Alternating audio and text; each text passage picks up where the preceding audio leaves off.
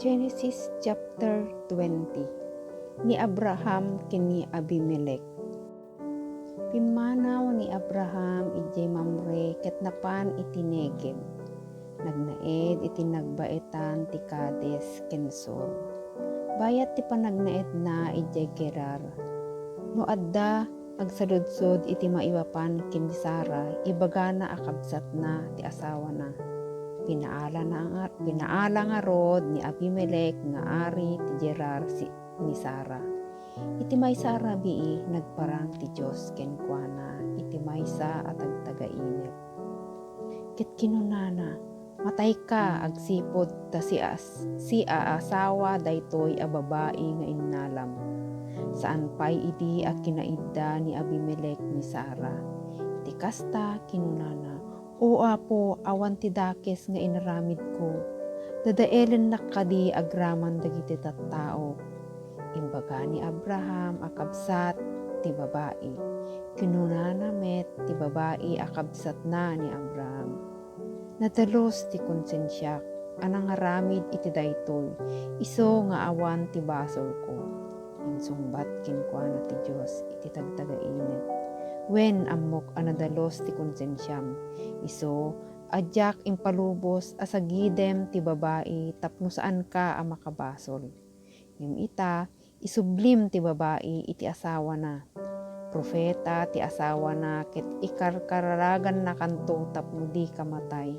Ngem no di mo isubli, balaagan ka saan la asika ti matay no di ket mairaman pay amin at tattaom. Iti agsapa, iti sumuno nga aldaw. Hinayaban ni Abimelech dagiti amin nga opisyalis na ket idi imbagana kadakwada ti amin a napasamak kasta unay ti butengda. Kalpasan na, pinayaban na ni Abimelech ni Abraham ket sinaludsod na, anya daytoy nga inaramid mo kanda kami. Anya ay iti dakes nga inaramid ko ken ka, ta inyeg mo daytoy a kinadakes kanyak, ken ti paggaryak, saan arumbeng nga inaramidem, ti sa sino man ti inaramid mo kanyak. Apay nga inaramid mo daytoy? Simmungbat ni Abraham.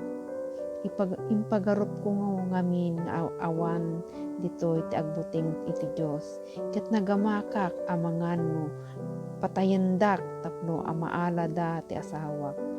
Kinapudno na, agkabsat kami iti ama, nupay kasta inasawak. Idi ibaunnak ti Dios amapan iti sabali adaga, kinunak iti asawak, adda na imbag amaaramid mo kanyak.